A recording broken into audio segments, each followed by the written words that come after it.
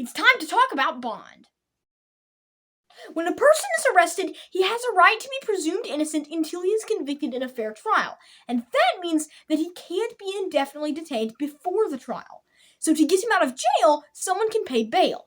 A bunch of cash paid is a guarantee that the accused will return for trial. If he comes back for trial, then the person who paid the bail gets his money back. The U.S. Constitution guarantees that excessive bail shall not be required, meaning everyone has a right to bail. But where does this bail money go?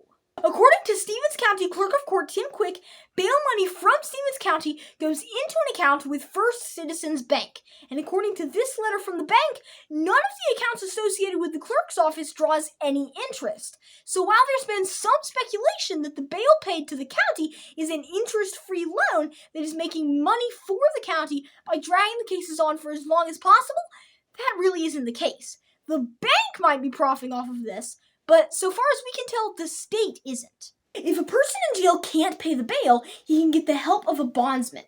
In exchange for a fee, the bondsman agrees that he will pay the bail if the accused doesn't return for trial. In Stephens County, there's only one bondsman, John Morris Heaton, Moe for short. Moe owns Ace Bail Bonding, which means that when someone's family can't afford to bail him out themselves, they have to go to Moe. We asked Moe just how much money he makes off this venture. That's definitely another question that's none of your business. How much money do you make a year? Why would I tell a perfect stranger what I make? Well, I mean, what sense does that make? It's none of nobody's business, really, but mine. Every bit of it's public information. I'm not entirely sure if that's true, but presuming it is, if we wanted to get an exact number for Moe's income in a given year, we would have to pull the files for hundreds of cases and pick through them with a fine-toothed comb. Unfortunately, no one seems to be keeping track of this but Moe himself. We asked Clerk of Court Tim, County Finance Director James Elrod, and Jail Captain Nathan Peake to shed some light on this. We didn't get much information. I have to ask a bondsman that question. Since no one can tell us exactly how much money Moe got, let's make an estimate.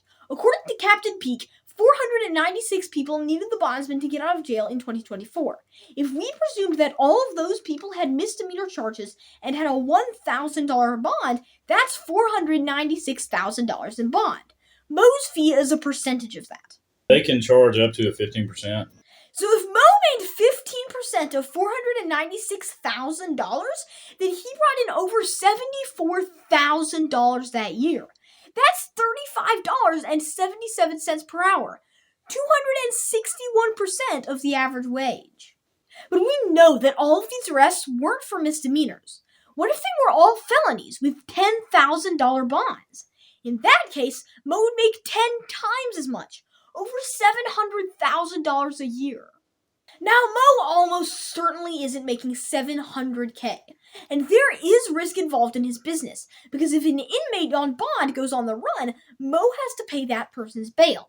But whether he's making $74,000 or $700,000, it's clear that he has a direct financial stake in more people being arrested, and more of those people having high bond amounts that they can't pay.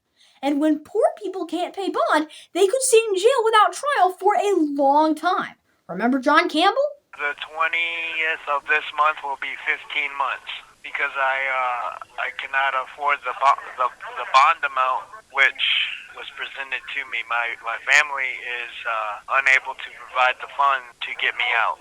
Interestingly, Moe Heaton is also the only bondsman in Toccoa, so he has no competition. And that is set by the sheriff. It's a lot easier just to have one bondsman. To my knowledge, we haven't had another bondsman approach us about coming into the county. We deal with one person. It's just a lot easier to deal with.